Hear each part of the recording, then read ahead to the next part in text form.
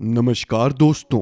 एक था टाइगर, बॉबी जासूस, जग्गा जासूस और राजी जैसी जासूसी पर आधारित फिल्में देखने के बाद हमें शायद यही लगता है कि जासूसों का जीवन कितना सरल, रोमांच से भरा और दिलचस्प होता है। लेकिन दोस्तों, जासूसी के बारे में हमारा सीमित ज्ञान हमें इस बात से महरूम रखता है कि जासूसों का जीवन कितना कठिन, उनका मिशन कितना खतरनाक और देश के लिए कितना महत्वपूर्ण होता है।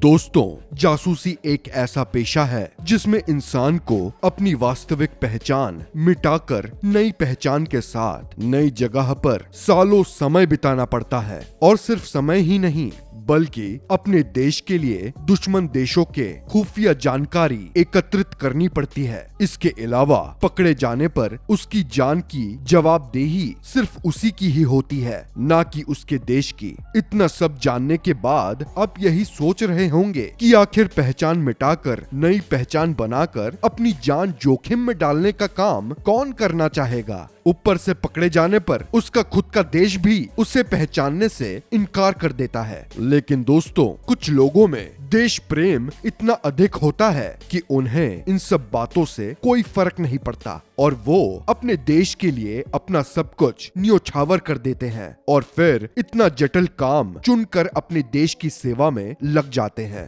तो आइए ज्यादा देर ना करते हुए मैं आपको सीधे भारत के उन 7 सबसे माहिर जासूसों के बारे में बताता हूँ, जिनकी जासूसी ने भारत को दुश्मन देशों के खिलाफ बड़ी बड़ी कामयाबी दिलाई। माहिर जासूसों की इस सूची में नंबर 7 पर है सहमत खान। दोस्तों, कश्मीर के एक रईस मुस्लिम परिवार में पली बड़ी बेटी ने भारत को पाकिस्तान के खिलाफ अपनी जासूसी के जरिए ढेरों खुफिया जानकारी मुहैया कराई। युवावस्था में पढ़ाई के दौरान ही सहमत के पिता ने सहमत के दिल में जासूसी का जज्बा जगाया। सहमत को भी जासूसी में दिलचस्पी होने लगी और फिर कड़ी तैयारी के बाद सहमत का निकाह पाकिस्तान के एक आर्मी से करवा दी गई। उसके बाद पाकिस्तान में रहकर ही सहमत ने भारत को ढेरों खुफिया जानकारी दी, जिसमें 1971 इंडो पाक वॉर की जानकारियां भी शामिल थी। इस दौरान उन्होंने सबसे अहम जानकारी ये दी कि पाकिस्तान INS विक्रांत को डुबाने के लिए प्लान बना रहा है, जिसे भारत द्वारा विफल कर दिया गया। अपना मिशन कंप्लीट करने के बाद जब वो भारत आईं, तो वो गर्भवती थी और उन्होंने एक बेटे को जन्म दिया, जो बड़ा होकर भारतीय सेना में शामिल हुआ। दोस्तों, सहमत खान की जीवनी पर बॉलीवुड में एक फिल्म बनी जिसका नाम राजी था और आलिया भट्ट ने इसमें मुख्य किरदार की भूमिका निभाई। ये मूवी हरिंदर सिक्का, जो कि पूर्व इंडियन नेवी ऑफिसर थे, उनकी नोवेल कॉलिंग सहमत के आधार पर बनाई गई। आइए अब बात करते हैं दूसरे जासूस की।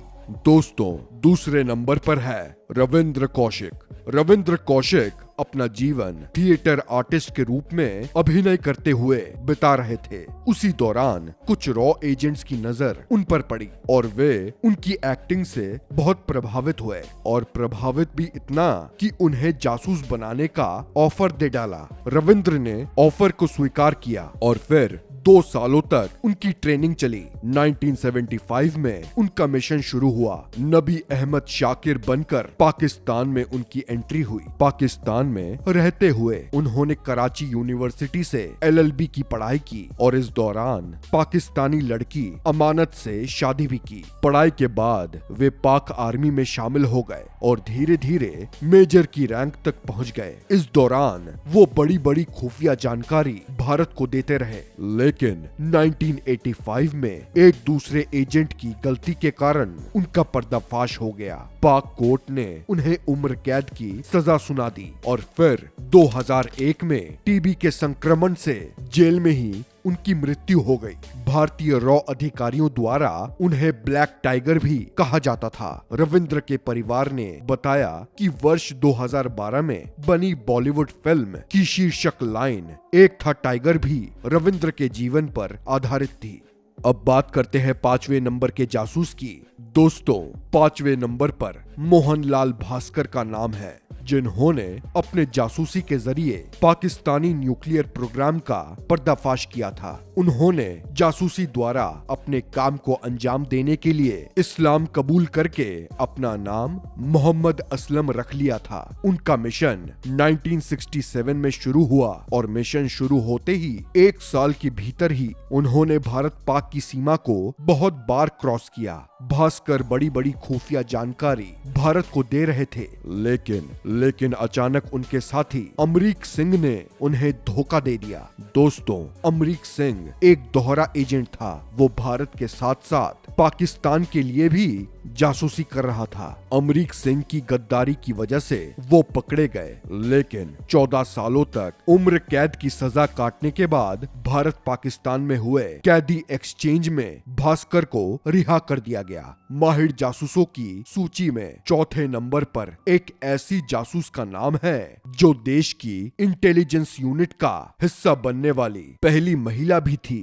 दोस्तों, इस महिला जासूस का नाम था सरस्वती राजमणि। सरस्वती राजमणि सुभाष चंद्र बोस से बहुत प्रभावित थी और इसी वजह से उन्होंने उनकी पार्टी आजाद हिंद फौज को ज्वाइन कर लिया। आजाद हिंद फौज में उनकी लगन को देखते हुए उन्हें जासूसी करने का ऑफर दिया गया और राजमणि ने इस ऑफर को एक्सेप्ट भी कर लिया। अंग्रेजी हुकूमत की जासूसी करने वाली सरस्वती राजमणि भेष बदलने में बहुत माहिर थी। उन्होंने एक बार अपने साथी जो कि अंग्रेजों की चुंगल में फंस गई थी, उन्हें छुड़ाने के लिए एक डांसर का भेष बदलकर अंग्रेजों की पूरी बटालियन को नशे में धुत कराकर छुड़ा लिया। इस काम में भागने के दौरान उनके पैर में गोली भी लग गई। इनकी मृत्यु 13 जनवरी 2018 को हार्ट अटैक से हुई।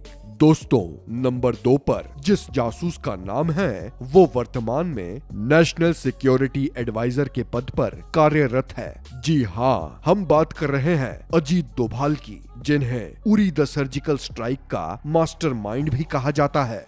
भारतीय जेम्स बॉन्ड के नाम से मशहूर अजीत डोभाल जासूस बनने से पहले एक आईपीएस ऑफिसर थे और वो चाहते तो आईपीएस ऑफिसर रहते हुए ही देश की सेवा करते, लेकिन जासूसी में उनकी दिलचस्पी ने उन्हें पाकिस्तान पहुंचा दिया, जहां उन्होंने 7 सालों तक अंडर कवर ऑफिसर के रूप में काम किया और काम पूरा होते ही पाकिस्तान में ही इंडियन हाई कमिश्नर बना दिए गए। फिर इस पद पर 6 सालों तक उन्होंने काम किया और अंततः भारत वापस लौट आए। उनकी बहादुरी की वजह से उन्हें कीर्ति चक्र से सम्मानित भी किया गया। दोस्तों, दूसरे नंबर पर कश्मीर सिंह का नाम है। होशियारपुर से ताल्लुक रखने वाले कश्मीर सिंह जासूस बनने से पहले इंडियन मिलिट्री का हिस्सा थे। उनकी फोटोग्राफी में दिलचस्पी ने उन्हें जासूस बना डाला। जासूसी को पार्ट टाइम करते हुए उन्होंने भारत की बहुत मदद की।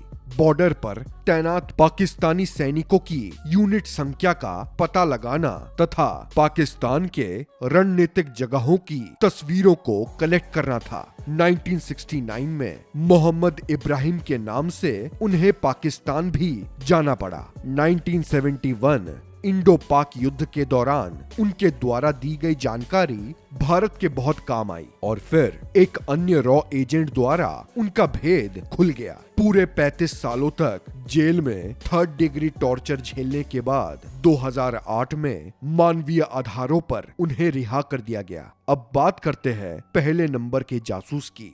दोस्तों, पहले नंबर पर रामेश्वर नाथ कालो का नाम है, जो सिर्फ भारत के महान जासूस नहीं बल्कि विश्व स्तर के महान जासूस थे। उन्होंने अपने करियर की शुरुआत एक आईपीएस ऑफिसर के रूप में की थी। जासूसी में दिलचस्पी की वजह से ये 1968 से 1977 तक रॉ की स्थापना के प्रथम प्रमुख रहे।